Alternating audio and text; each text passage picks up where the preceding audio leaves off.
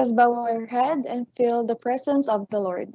Direct, O God, we beseech you, all our actions by your holy inspiration, and help us on by your gracious assistance, so that every prayer and work of ours may begin with you, and by you be happily ended.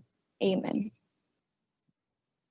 Hello to our viewers, and we would like to greet everyone from one virtual screen to another. A good day, and we hope that all is well. This talk is made especially for our students who are pursuing their passion to be part of the tourism and hospitality industry, just like me. Good day, I am Marie Domingo, and I will be your host for today. Now, before listening to the inspirational talks of our speaker, let us all welcome first the Dean of the Institute of Tourism and Hotel Management, Dr. Joy Sheila Baraero Era, for her opening remarks. Ma'am?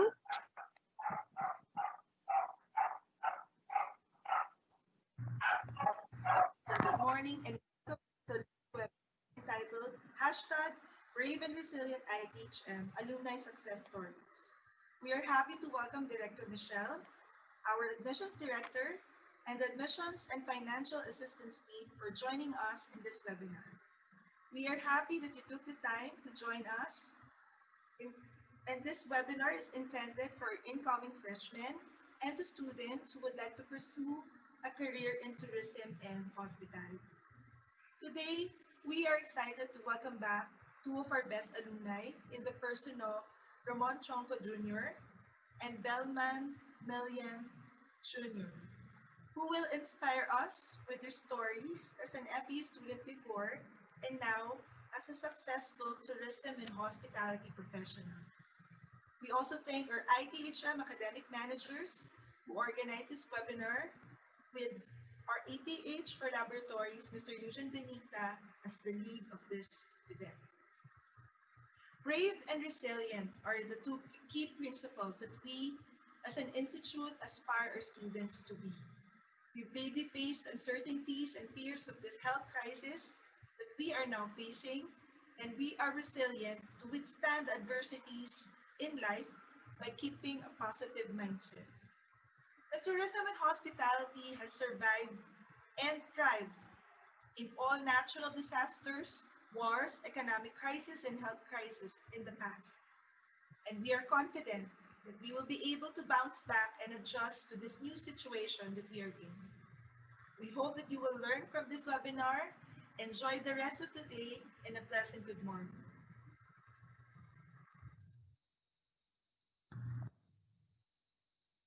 Okay, thank you, ma'am. Now, we'll go on to our first speaker. He is an alumnus of FEU ITHM Batch 2013 and he graduated summa cum laude. He became a lecturer at De La Salle College of St. Benilde School of Hotel, Restaurant, and Institution Management. Currently, he is part of the Department of Tourism under the Office of Tourism Development, Planning, Research, and Information Management. And at the same time, he is taking his master's degree in the Tourism Development and Management at the University of the Philippines, Diliman. Ladies and gentlemen, let us all welcome Mr. Ramos A. Chonco Jr. Sir?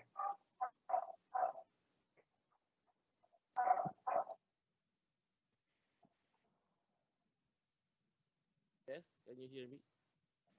Can you hear me? Yes. Can you hear me po? Okay. Good morning, sir. Yes, good morning. Am I being heard? All right. Yes, sir. Yes, sir. Okay. You're being heard, sir. Yes, thank you. To our Dean, Dr. Joy Sheila Ira, HRM Program Head, Ma'am Marichu Liwanag, Tourism Program Head, Sir Johnson Del Rosario, the faculty and students of Institute of Tourism and Hotel Management, Our Eastern University, Manila. A pleasant morning. I am deeply honored for this opportunity to speak before you at this gathering. It means a great deal for me to be used as a source of encouragement, especially during these extraordinary times. But today is not about myself. or who I am and what I do. Today is about where I've been, brought me here, and how this good university has shaped and guided me to where I am today. Today is a day of thanksgiving, joy, and humility. Not everyone can be given the pleasure of university education, so we offer this blessing to our parents. Laid the foundation for us to begin and appreciate learning, and to our mentors, who have challenged and encouraged us to live up our dreams and build on more. Though at times things go south and we get humbled, because of your belief in us, we get determined to rise up with gladness and continuity. Far Eastern University, for always being committed to its core values, fortitude, excellence, and uprightness, whether seen or unseen. Working in government has taught me to appreciate these core values and has made me realize that desiring to execute and live up to the decisions the right way develops character vested to a generation this country deserves and longs for. Lastly, to our students, I hope you'll remember this as one of the best days in your early college life, a beginning of a wonderful journey. Remember that you made a great decision entering under tourism and hospitality at FEU. I am proud to say that you are all in great hands, as ITHM has prepared the best set of faculty equipped with the technology and facilities you will need to be industry ready. Trust me, if it has worked for me, without a doubt, it will work for you. Before I close, allow me to share just one story in the Bible.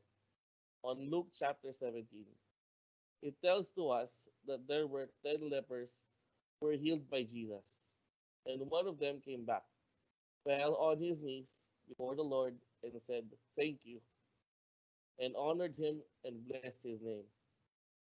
Warning to everyone you believe has helped you reach where you are now. Please take time to say, "Thank you." The Lord has strengthened me in my college journey to share this with all of you, believing His grace and faithfulness surrounded me at the start. So I say, endure until you get past the finish line. Never give up. Progress in your character happens under pressure. When you're frustrated or when you don't know what to do, that's when you will learn the most. Now, as we all join forth to run a longer and more competitive race where skills are tested, reputations are made, my prayer is that He would strengthen you all the way He has strengthened me all throughout my life. Let's go, Tamaraos, and battle for the right. Thank you and God bless. Thank you, Sir Ramon. Ayan. So, while we are waiting for more participants to join, i-interviewin ko muna kayo, sir, kung okay lang. Sure, sure, sure, sure, sure. Pleasure. Ayun, sir. So, since nasa new normal na po tayo, and for sure maraming students ang excited na bumalik sa mga classroom, pero since nasa new normal nga tayo, hindi pa tayo makabalik. Pero kayo, sir, kung babalikan ninyo yung mga araw ninyo sa FEU, ano yung pinaka tumatak na sinabi ng teacher nyo sa inyo? Ako, marami. Ano you got me on the spot ha. Ah, marami. Napa look back tuloy ako. Mm-mm. Um, I'm blessed to say kasi FEU has a set of faculty that are practitioners. Mm-mm. And whenever they say something, it really digs deep to a student. Just Mm-mm. like me, who wants to be part of the industry before. Um, Actually, yung quotes, medyo hindi ko naalala eh. Pero yung mannerism, saka yung the way they look at you, Mm-mm. Mm-mm. it marked so much to me. Um, there's this one professor who always give me a smirk. If you're familiar with a smirk, He always, whenever I give my best, for instance, in reporting, in doing examinations, Mm-mm. um, he always does this smirk na gives me The parang chills. yes na oh, parang it sends me a message that whatever you're doing right now, it's still not enough. Mm-hmm. You have to do better than that. So yung ganong klaseng um, body language or that message to me through that smirk always reminds me na to never settle, Mm-hmm. never become satisfied if you know you can do better. Mm-hmm. So things like that. Then of course may mga professors din tayo sa FEU na talaga din very appreciative din naman Mm-mm. na your whenever they see that you give your best, you know what happens. Mm-mm. Which is good for you because it relieves you. So there's a mix of all those personalities in our faculty, which is very beneficial to our students. Mm-mm. Yes, sir. Tapos when you said, sir, na parang if teachers smirk at you, it means that what you're doing it's not enough. So, but at the end of your college year, you graduated summa cum laude. So, paano mo na double yung effort mo, sir? Ano yung naging inspiration mo para mapabuti yung studies mo, tsaka para mapalakas ang loob mo kahit minsan kapag nag-smirk yung mga teachers. Tapos, ang ibig sabihin pala nun eh, you're not good enough or kulang pa yung efforts mo. Exactly. So, Mm. well, the initial goal was entering FEU. My primary goal is just to have a scholarship. That's my dream. Mhm. Mm. Um, uh, Being in a family wherein your siblings are quite close to you in age, it's very Mm. important for us to have scholarships because in our family, yung father ko lang yung nag-work eh. So my mom committed herself to be at home to take care of us. So having a scholarship uh, really matters to us. And you know,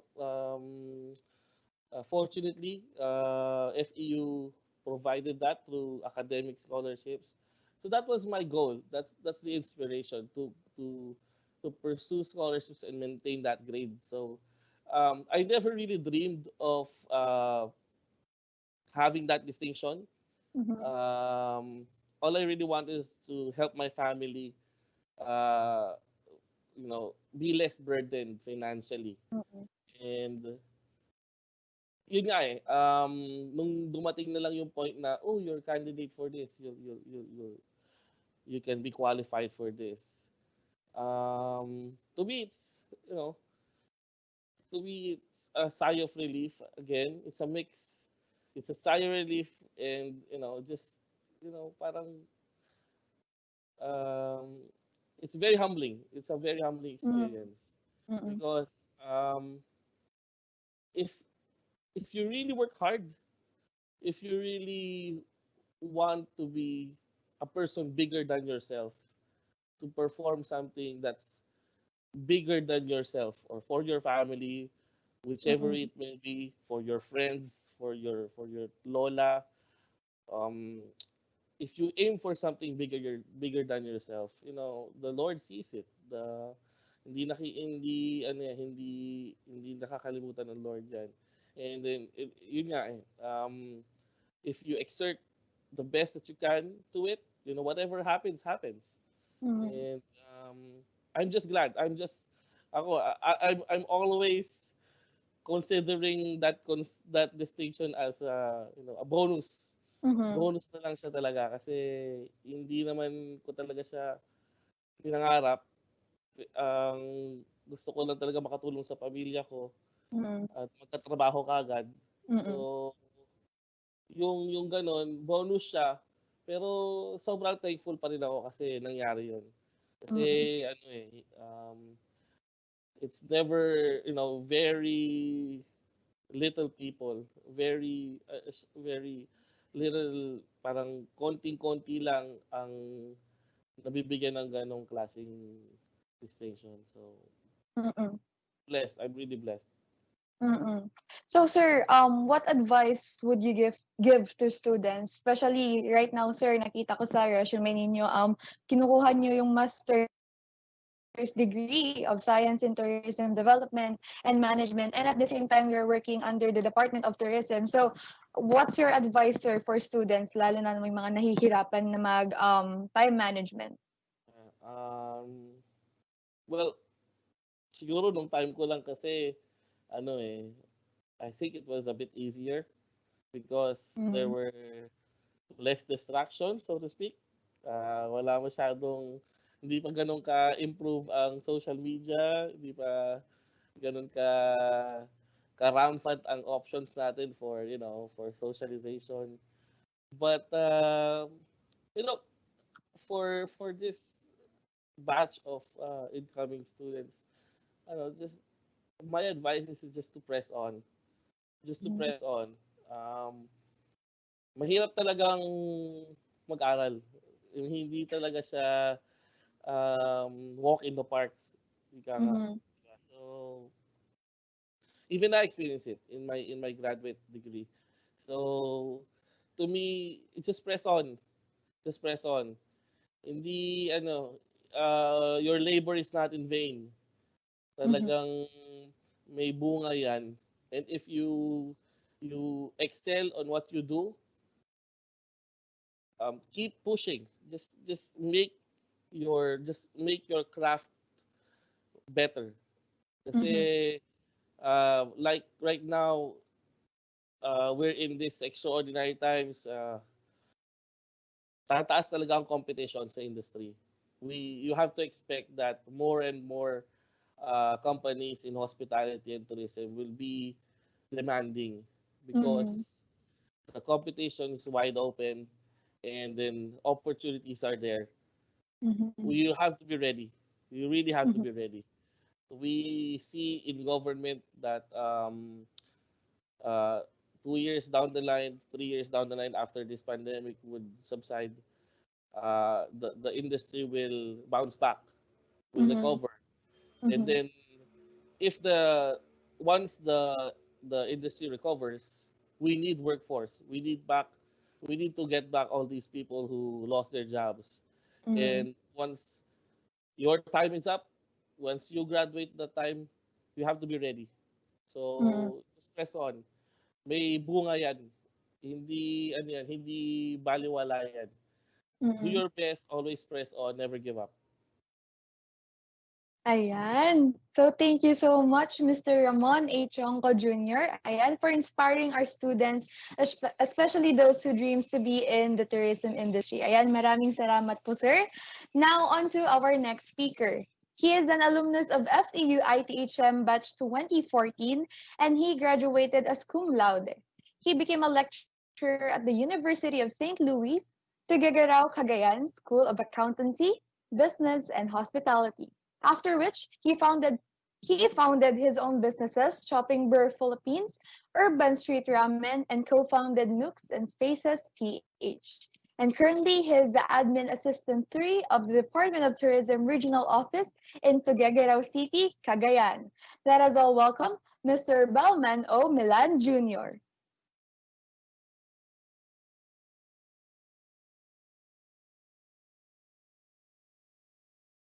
Hello, sir. Good morning.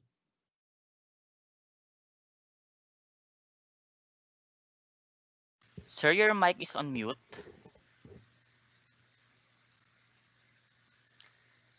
You can unmute it first, sir. Hi, good morning everyone. Good morning, sir. Yes po, so I'll be sharing my slides. Okay lang po ba? So for all the participants, for all the students, and to all the FEU faculties and administrations, good Yes, morning sir. sa lahat. Opo.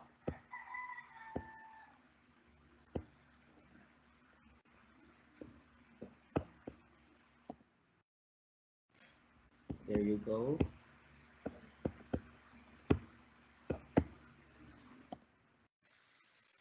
Okay, so I think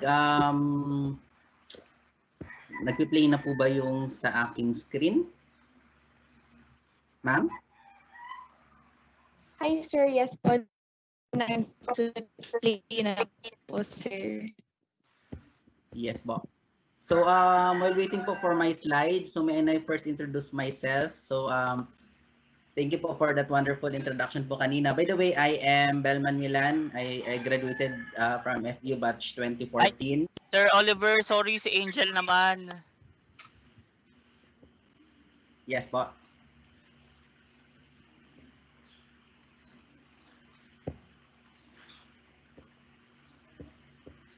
Hello? Hello, sir. Go on, sir. Yes po.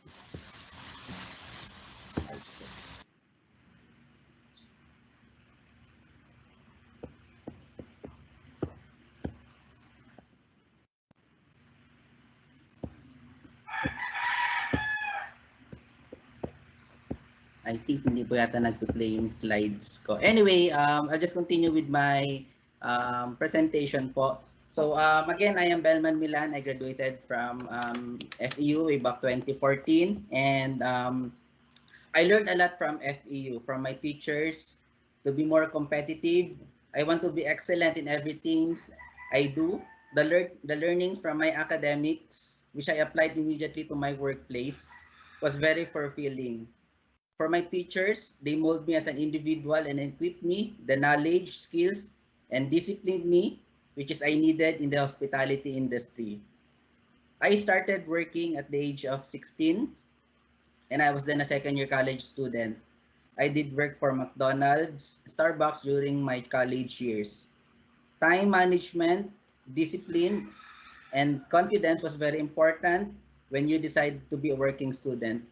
Naalala ko po noon ang pasok ko sa Starbucks was from 6 a.m. to 12 noon, and sa FEU 1 to 9 p.m. Same cycle for almost 3 years. My working experience for 4 years prepared me to be a young entrepreneur. Way back 2015, I took risk to open my small restaurant even without having a background on business. I started business in the family, opening a restaurant or business takes a lot of sacrifice. There will always be struggle and trials in every business. You just have to endure all the trials and always think positively. This pandemic tests every entrepreneur in the entire world. Before we are fighting for sustainability, but now, because of COVID-19, we are fighting for our survivability. But we make sure we create strategies and adapt the new normal set by the government. FEU honed me to be more competitive while being a student. From academics to extracurricular activities, it molded me and prepared me to the industry which I belong now. FEU ITHM is a good training ground for you to discover and unleash your passion. The core values of FEU, fortitude, excellence, and uprightness, which I applied in every aspect of my entrepreneurial journey. For me, being successful is not measurable only by achievements, popularity, or by wealth, but importantly, the correct mindset as an entrepreneur. A good test and trials in life will make this soon as a testimony. And again, that was my experience and my insights and sharing my experience po sa lahat ng mga K-12 students po natin na papasok sa FEU. Hello po.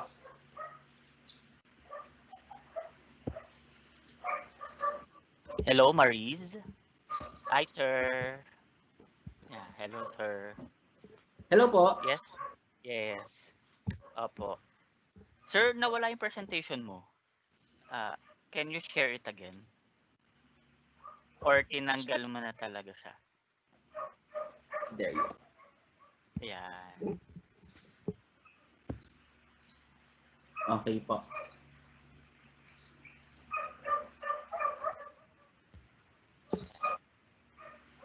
Ayan. Yeah, habang wala pa si Maris, Same Hello, sir. question with Sir Gold earlier. Yes. Can you share some of your uh, greatest moments in FEU? Opo. Na Ah, yung parang yung pinakatumatak sa utak mo and you are continuously uh, do, using it in your ventures. yes po. So sir, for me naalala ko po yung yung way back sa FEU pa po ako. Sa hospitality industry kasi kailangan natin maging lively, maging makulit. So ang hindi ko makakalimutan doon, isang sabi ng isang professor ko during our culinary class, kasi mahilig po akong umikot-ikot doon sa mga paklase ko at chine-check yung gawa nila. So dumating sa point na sabi nila, Milan, masyado kang maraming alam. Para mo, kala mo ikaw yung teacher. So for me po, yung sa akin, yung tumatak po sa akin na yun, nakakatawa kasi parang kahit student pa lang po ako noon, parang gustong-gusto ko yung minsan i-correct yung mga classmates mo na parang gusto mong laging maganda din yung presentation nila, maganda din yung um, output nila. So for me po, ang pinaka tumatak sa akin po nung nasa FEO ako yung pagiging makulit at pagiging lively, at ngayon po ginagamit ko pa rin kasi sa hospitality industry kailangan hindi tayo matamlay, kailangan lagi tayong energetic, kailangan lagi tayong masayahin, at kailangan lagi tayong on the go. Kaya tayo mag-adjust sa iba't ibang personality ng iba't ibang tao. Yun, sir.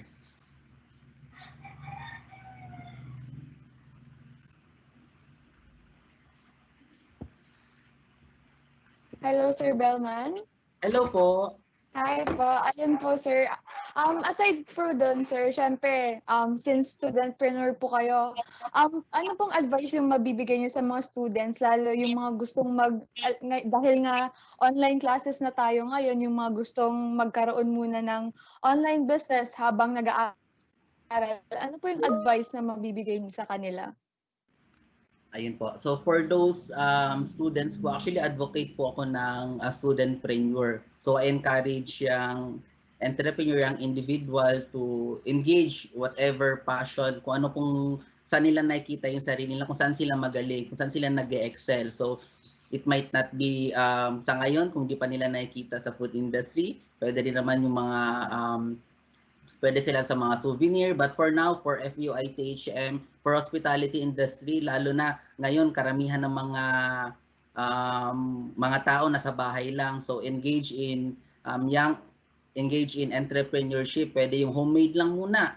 Pwede sa bahay lang muna, hindi kailangan ng physical store, hindi kailangan mag-rent ng malaking building, hindi kailangan gumastos ng malaki. Try it first sa bahay nyo and sell it first to your family, to your friends, and eventually, if okay po ang product nyo at napag-aralan nyo mabuti yan, sooner or later, pag nagkaroon kayo ng physical store, talagang lalago din yan, at definitely it takes hardship, maraming mga struggles, maraming mga pagdadaanan, but definitely you must start small po muna.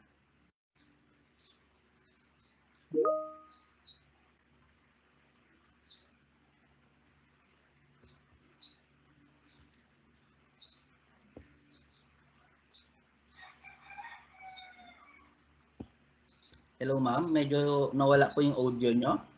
Hello, sir? Ayun po, there you go. Ayan, sir. So, tinanong ko na po siya kay Sir Ramon kanina. Meron po bang tumatak sa inyong sinabi ng inyong teacher noon sa FEU na talagang hanggang ngayon ay dala niyo pa rin hanggang na nagwo-work na kayo? Opo. Actually, nasagot ko siya kanina, pero thank you for asking that question again. For me, yung pagiging makulit, so nabaon ko, ang tumatak sa akin noon, karamihan ng mga professor, teachers ko sa FEU noon, sinabihan, Milan, sobrang kulit mo, minsan parang masyado akong nagmamagaling. But for me, parang dun ko na-express yung sarili ko na pagiging makulit na hanggang ngayon baon-baon ko pa rin. Kasi sa hospitality industry, sa industriya na pinasok ko at papasukin ng karamihan ng mga nakikinig, talagang kailangan maging lively ka, maging energetic, kasi sa hospitality industry hindi pwedeng matamlay. Kailangan on the go tayo lagi para kahit iba't ibang personality ang ma-meet natin, kaya natin makapag-adjust. So for me po yung pagiging energetic, pagiging masayahin, it's a very number one factor po dito sa hospitality industry, sa industriya po natin. Mm. Sir, ano naman po yung ma-advise niyo? Siyempre, may mga students pa rin tayo na hanggang ngayon mahiyain pa rin, medyo timid, ganun. Ano po yung ma-advise niyo sa kanila lalo ngayon at parang nagte-take a rest tayo sa lahat ng mga ginagawa natin. So ano po yung masasabi ninyo sa kanila? Ayun, so for those students na medyo mahiyain pa lang sa ngayon, okay lang 'yan kasi from high school and pumasok na kayo sa college, dun yung mas ma-explore at mas malalabas at ma-express yung sarili nyo. Basta for me, ang advice ko lang is find your passion. Kumausap kayo ng mga taong pareho kayo ng mindset, pareho kayo ng hilig, at pareho kayo ng ginagawa in terms of, for example, yung mga mahilig magluto, yung mga mahilig flare tending, mahilig mag-ayos ng, for example, for housekeeping. So find your colleagues na kung saan ka belong para hindi ka tinatawag nila hindi ka ma-OP. So yun, minsan kasi kailangan ng mga tao at mga estudyante na nakaka-relate. Meron din iba, pag kinausap mo in terms of academics, medyo mahihain. Pero pag kinausap mo, oy, tol, nag-ML ka ba? So yun yung conversation na minsan nakapag-initiate ka ng conversation na kaya yun lang pala hinihintay niya na um, na topic na doon ka makapag-engage. Kung ano yung mga hilig mo, find a partner, find a friends na kung saan din sila mahilig or kung pareho kayo ng hilig. Ayun po, ma'am. Ayan, thank you so much po, Sir Belman Millan, for answering those questions. Now, again, thank you so much po sa ating dalawang speaker for being a living proof that this industry is a pool for visionary and hardworking people. Kaya naman, medyo nagtanong ako sa mga personal na bagay kanina. Ngayon, magtatanong po ako tungkol sa general na nangyayari sa tourism and hospitality industry ngayon, sir. Yes po. Ayan. Okay, so sir, Sir Ramon tsaka Sir Belman, yung problema po kasi ngayon, maraming students, especially mga fresh graduates, ang naghahanap ng trabaho. So, paano po yung ma-advise sa kanila, lalo sa current na nangyayari ngayon sa Pilipinas at sa buong mundo? Sir Ramon, kayo po muna. Yes. All right. So it's a very timely question, no? And so it relates to everyone. For now, since tourism has really taken a hit because of the coronavirus, tama si Sir kanina, no? Si Sir Belman, no? So we really have to. I think this is the opportunity for us to really uh, seek inside of us kung ano yung passion natin and how we can relate that to the industry that we're involved in. If you're into food, if you're into teaching, if you're into um, arts, then maybe there's a space for you for in the industry for tourism or in hospitality, especially. Right now, for what my friends do is they get involved in education tourism. Um, it's something we are strong at as a country because we're one of the top destinations in terms of education tourism. All these Korean, Japanese, Chinese people coming to the country to learn English. Although mahirapan na sila ngayon because of the pandemic, dahil we can still teach them through virtual learning, just like what is done in universities. These people who are practitioners in the industry seem to practice their uh, their their skill set by teaching these foreign people remotely. So kung kung nasa service industry ka naman, uh, learn to expand your skill. Kasi this time is it's a time for us to really rekindle kung ano yung magiging magiging skill set natin. If you're not really much that aware pa kung anong meron ka, take this time to hone your skill. Maybe this season can be the season wherein you can develop your communication skills. This season can be the season where you can develop your leadership skills, your management skills, your whatever skill that you are lacking of. Take this time kasi whenever this pandemic or whenever the borders are open again, dapat ready ka. Dapat handa kang makipag ano, makipagbakbakan sa industry or maki-immerse sa industry. So that's my take on it. Just be ready. Um, Mold your skill and always you know seek professional help. Yung kailangan meron din tayong tinitingnan na mga leaders in the industry that you want to emulate para at least you'll be guided. Sir Belman. Ayan. Thank Yes. you, Sir Ramon. Sir Yes. Belman. Yes po, ma'am. So for me po, for your question po, tourism and hospitality industry is not dead yet, but it's on vacation. So just like any businesses, just like any individual, nagpapahinga rin po. So for now, ang industriya ng turismo at industriya ng pagnenegosyo sa mga ng restaurant or hospitality industry is on vacation. So sa ngayon, maraming mga restaurants na nag-close. Definitely, nakakalungkot isipin, maraming nawalan ng trabaho. At marami pang mawawalan ng trabaho dahil sa patuloy na pagkalat ng COVID-19. But for a restaurant owner like me, siguro ang advice ko po for those individual na nawalan ng trabaho or nag-close yung businesses, or for those students na parang sabihin nila ang daming mga restaurant na nag-close. So for me po as a restaurant owner, you don't have to totally close your operation.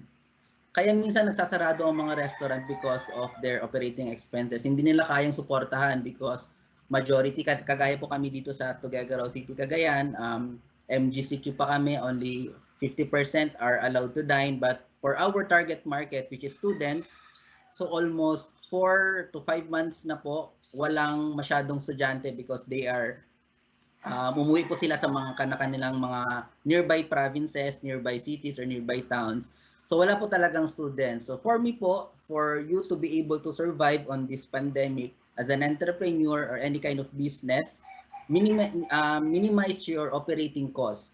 If it's take to close your physical store, well, be it. Well, so be it. Hindi naman kailangan, ang strategy ngayon, wala masyadong lumalabas ng mga tao.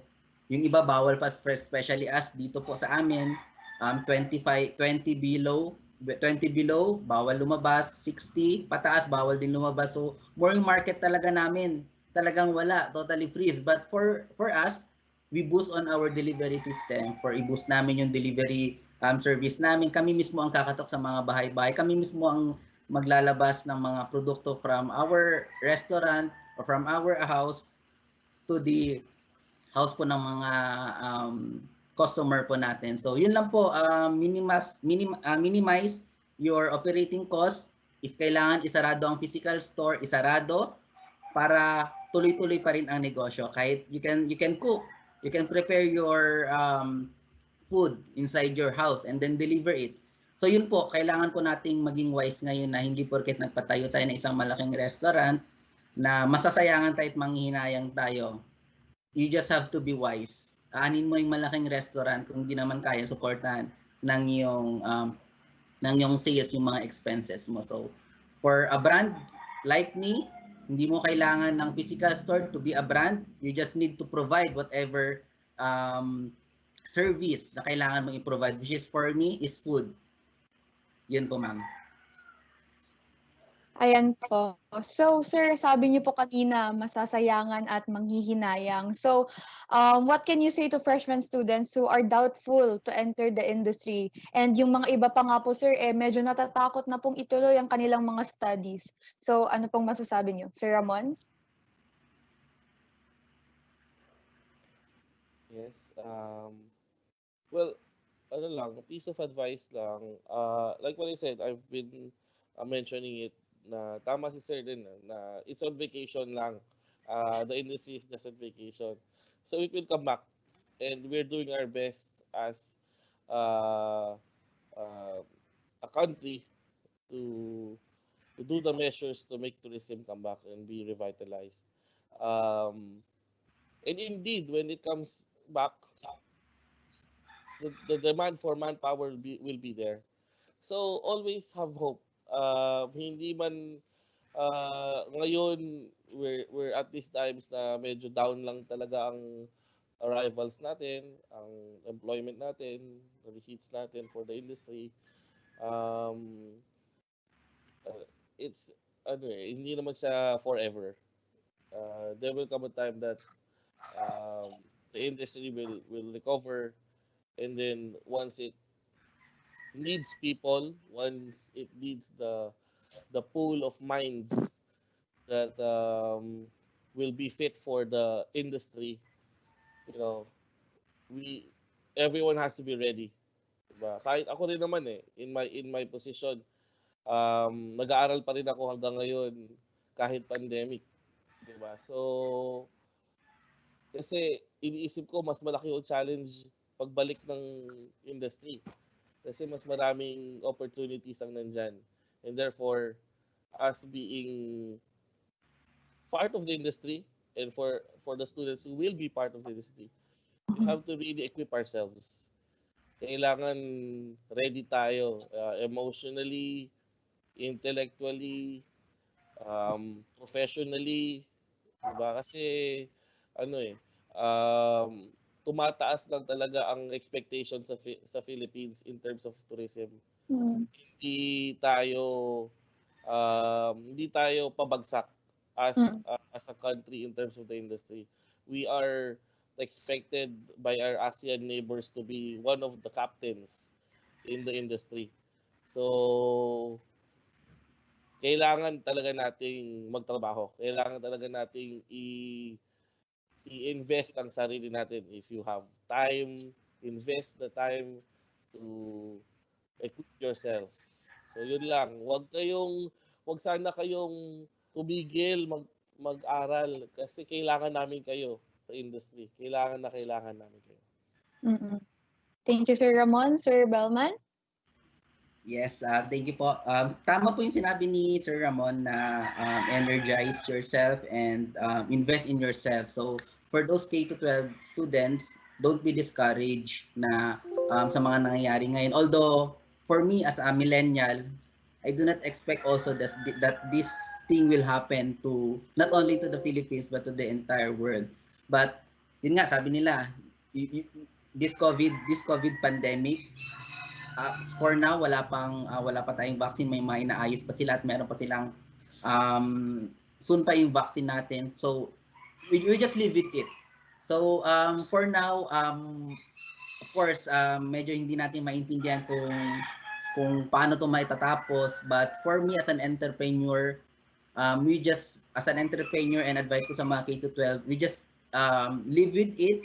We just take precautionary measures. Mag-ingat lang po tayo lagi kasi ang mangyayari po niyan pag hindi tayo gagalaw, pag hindi natin i-open yung mga ibang businesses natin, kaya ginagawa po ng government na slowly binubuksan nila, hindi para dumami ang cases, kundi para mag-move ang economy ng Philippines. Kasi kung walang lalabas, walang gagastos, mas marami ang mawawalan ng trabaho, mas marami ang maghihirap na tao. So for students, I encourage you during this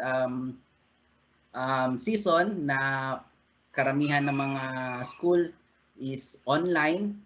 So, for me nga, pabor ako dyan, nasa millennial. Kagaya nyo. Kasi nasa bahay lang tayo at um, may time tayo na para makapag-engage sa family natin, may time tayo para makapaglaro ng kung anong game ang gusto natin. And of course, kailangan i-priority pa rin natin yung studies. Hindi pa po katapusan ng mundo. Okay, for those students, I encourage you um, to I encourage you to continue your schooling. Okay? Mas maganda ngayon at yung time na ngayon, which is we are now on our fourth or fifth industry revolution, so more on technology na tayo. So I know mas maintindihan to ng mga bata na ito na yung realidad. We just live with it na more on online na tayo ngayon. And if okay na yung pandemic, if meron ng vaccine, definitely this will turn into, if magno-normalize na po ang lahat. Kagaya sinabi ni Sir Ramon, after this pandemic, there will be a huge comeback on the industry. Tourism man yan, hospitality man yan, there will always be a big comeback. Especially, tama sabi ni Sir Ramon, hindi tayo kulelat in terms of tourism industry, in terms of hospitality. So ngayon, ang advice ko po for students and for all the listeners po, viewers po natin, support locals po muna tayo, support Pilipinas muna tayo at tangkilikin muna natin yung sariling atin. So pasyal-pasyal muna po tayo sa kanya-kanya nating mga probinsya, kanya-kanya nating katabi na probinsya para suportahan po natin ang bawat nasa turismo at nasa hospitality industry po. Yes, ma'am. Ayan, so last question na po sa inyong dalawa, sir.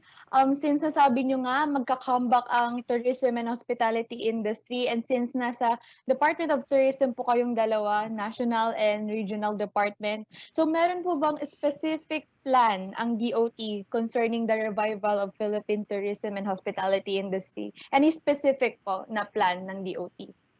Sir Ramon? I'm glad that you asked that question kasi I've been fortunate to be a part of the working group or the technical working group on crafting the tourism recovery and response plan. So this is or the TRRP. This is the plan that the department has shown to Congress. Will be showing to Congress right now. Nasa Execom lang siya sa Office of Secretary for approval. And then once it's approved, mabibigyan siya ng budget by the Congress if the numbers are right. So this plan will be cascaded regionally. Yan, mabibigyan yung mga regions natin just to update the status, the situation of the industry as well as plans, programs, and activities that the department has trusted for these provinces and for the regions to adopt. So marami siyang teams. Specifically, it aims to revive businesses in the tourism sector. Kailangan stimulus packages, tax relief, things of that kind. As well as develop crisis management policies.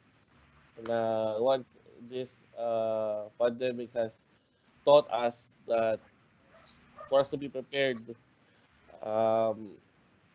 kailangan talaga ng policies that would enable us to move forward or be resilient. So the government has slowly, the DOT particularly has slowly done its mark in terms of yung pen work of the plan. So we're just waiting for the proper implementation by our legislative body para maipasa ng presidente natin. So yun lang naman, we really have to be hopeful about this kasi marami din talagang businesses, maraming destinations ang hirap magsimula ulit kasi naubusan sila ng ng panggastos, ika nga, 'di ba? No, so rest assured the government is there to and consultations have been made. Matutulungan naman natin sila, especially those who are under the MSMEs. Yan, yung mga travel agencies natin, tour operators, and whatnot. So, Ayan. Thank you, Sir Ramon. Sir Belman? Ayun po. Yes, from nakakatuwa nga lang po kasi I am working right now sa government at the same time I am an entrepreneur, so pinagsasabay ko po ang pagiging employee at pagiging entrepreneur at the same time. So for those students na mga nakikinig, sabi nila minsan mag-aral pa lang, sobrang hirap. Nasamahan mo pa ng trabaho. Sobrang hirap. So for me, ginawa ko siya nung college ako na naging working student ako at the same time working. So ginagawa ko rin siya ngayon. So if kaya kong gawin, kaya niyo din gawin yan. So, but I don't encourage, hindi ko sinasabi na you must be a working student. Okay? Hindi ko sinasabing if may chance lang, if you love to work while you're being a student, then go. Pero if not naman, walang masama. Hindi sa pilitan ito. Okay, yun lang ang kapalaran ko na to be a working student before kaya nagsumikap ako and right now nagsusumikap ulit. So going back to the question, so tama yung sinabi ni Sir Ramon, we are just only guided whatever central office of the Department of Tourism is giving to regional offices. So tama po yun. For us here in regional office po, we provide technical training assistance sa lahat ng mga stakeholders po ng turismo. So dati, physical to, pero ngayon online. So we do, in behalf of sa DOT Region Office po, we provide several technical training assistance from mga ecotourism, from hotels, from restaurants, for tourism officers. So we provide that kind of training. So aside from DOT, there are also several government agencies who provide financial assistance like DTI, meron po silang mga loans for mga micro, small, medium enterprises natin in collaboration with Land Bank and Small Business Corporation. Also for DA, also for DOST, and a lot of government agency po na nagpo-provide po ng mga financial assistance. So, yun po yung sa akin po, ma'am. Thank you so much, sir, Mr. Tiongco and Mr. Milan, for Hi, sharing your Marius. time and Excuse me, knowledge to Marius. everyone. Hi, sir. Marius, we have ongoing questions from Ah, our participants in our live Q&A. mm-hmm. So, can you see it or should I read it? Can you read it for us na lang Okay. po, sir? So, we have an anonymous participant asking, because of social medias and all, particularly sa mga travel post, nakakahikayat talaga sa mga students ngayon na magka-college na kumuha ng tourism course para maging flight attendants. Can our research persons share insights about being a flight attendant? Then ano pa aside sa pagiging flight attendant yung pwedeng maging trabaho ng mga students planning to take tourism as future potential careers? Sir, Yes. Ayan, sir. should I? Sir Ramon? Okay. Yes, sir. Nako, magandang trabaho ang flight attendant. It's a glamorous job. A lot of my friends, especially nung college, have, you know, been there. But because yun nga, katulad nga nitong pandemic, medyo pahinga muna sila. Nalalaman nyo sa balita, di ba? Airline companies have cut down workforce to more than 50%. Even those international airline companies. Kaya magandang tanong to kasi hindi naman kasi talaga nafa-funnel lang ang future mo sa pagiging flight attendant kapag nag-tourism ka. Maraming avenues. Ako nga, inisip ko noon nung nag-aaral ako, kung kung nag-enroll ako sa tourism, flight attendant lang ang magiging trabaho ko, bakit ako nandito? Di ba? So, um, marami naman mas qualified sa akin. Maraming mas matatangkad, maraming mas gwapo, syempre. Di ba? Pero, truth be told, marami din talagang, like what I said, maraming avenues ang pwedeng i-provide ng industry sa inyo. You can work in government. That's one. You can you can be part of the industry by tour guiding. Yan, I have friends who have lived the life of a tour guide and they never regret it. Um, Mabubuhay ka na libre ang halos lahat free of charge because you're a tour guide. And then financially naman siya, rewarding naman siya as well as experience rewarding din siya, 'di ba? So you can either teach as well if you gain a little experience, or if you've been to an industry as a practitioner, you can go and share your knowledge to our incoming generation of tourism students, 'di ba? So you can be you can be converged with different industries. For instance, if your if your parents are into farming or agriculture, there's farm tourism. Diba? You can develop your farm as a farm tourism site or an ecotourism site. Diba? If your parents or if you are into if you are into nature, why not explore ecotourism? So, adventure tourism. So, marami talagang outlets ang may provide. Right now as the pandemic is happening, um, we're having talks with different countries in improving digital tourism. Yeah, kasi yung nakikita nyo, mga marketing tools natin dyan, malaking bagay yan. Pero to really have a niche for digital tourism na hindi natin pa nakikita before, the potential is very, very vast for digital tourism. So health and wellness, good. Well, you can also enter the health and wellness industry to tourism. Diba? Marami tayong mga resorts diyan na nagiging mecca for resting, for relaxation. So it's not just funneled on flight attendant as much as I encourage you to be one. Pero if destiny doesn't give you the opportunity, uh, yan, marami. Don't lose hope. Don't lose hope. Okay, sir, kayo naman po ang pwede kayong mag-share kung hindi man pang FA sa mga gustong maging chef. Ganun po, sir. Yes po. And yun for yung question niyo po kanina from the question of our participants. So for now po, sabi ko nga ang turismo at ang hospitality industry is on vacation. So right now you just have to focus to study. 4 years pa kayo sa college. Definitely after 4 years, there's already a vaccine. I'm sure of that. Siguro sa dami ng bansa ang mga nangunguna para makapag-formulate ng vaccine. So naalala ko tuloy merong isang flight attendant na nag-viral because of her post. Babae siya na nagtitinda siya ng street food.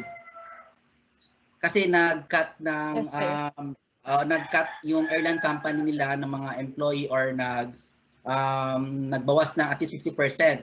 So in that way, you must be flexible. Doon pa rin yung pangarap mo, hindi mawawala yung pangarap mo para maging flight attendant. Sabi nga nila, hindi katapusan ng pangarap mo, meron lang delay. So ngayon, karamihan ng mga nangangarap na para maging flight attendant na naudlot, sasakay na sana ng eroplano, nakapagpirma na ng kontrata pero naudlot, well, it's a delay only. Hindi siya katapusan ng pangarap mo. Okay, so you must be flexible lang. Walang masama sa isang flight attendant na magbenta ng online products, magbenta ng mga pagkain online. So you must be dapat yung pagiging entrepreneur natin nandun pa rin. Okay? Kaya ang HRM natutunan ko hindi lang siya hindi lang siya pagiging magaling ka magluto. Hindi ka lang parang magaling ka bilang isang flight attendant. Hindi lang ka magaling ka bilang isang magaling na flight tender. Hindi lang isang magaling ka maging front office or concierge attendant. Kumbaga itong pagiging nasa hospitality industry, dapat may kaakibat ito ng pagiging entrepreneur.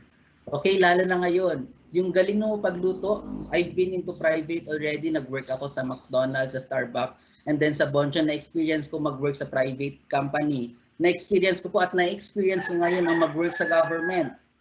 At naging self-employer na rin ako. So lahat na ng kind of organization na puntahan ko.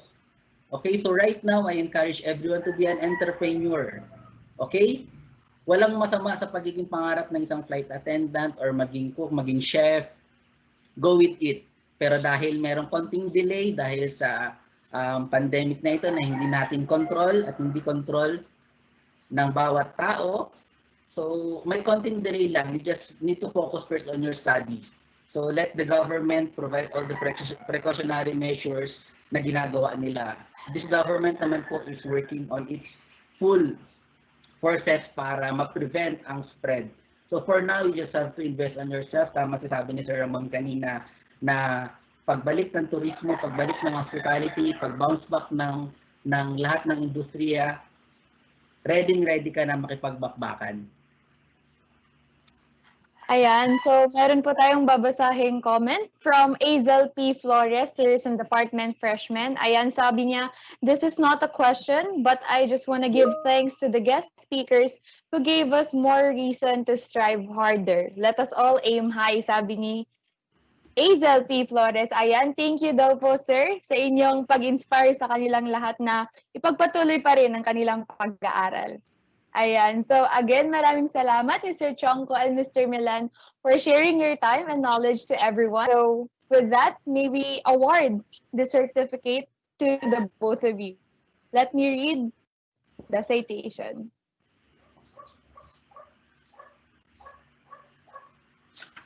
For Eastern University awards this certificate of appreciation to Mr. Ramon A. Tiongco Jr. and Mr. Belman Millan Jr.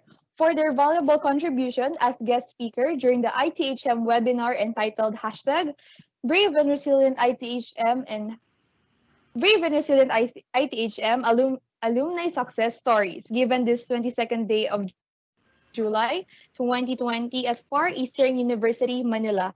Signed, Dr. Joy Sheila B. Era, Dean of Institute of Tourism and Hotel Management. Thank you. Thank you po. Ayan.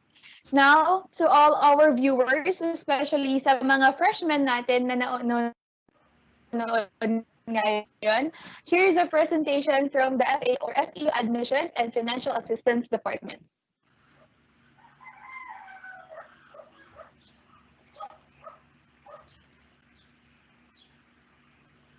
Angel?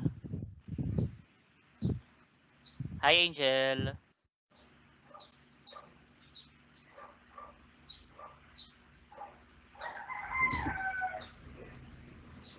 Hello. Hello, sir. Hi, sir.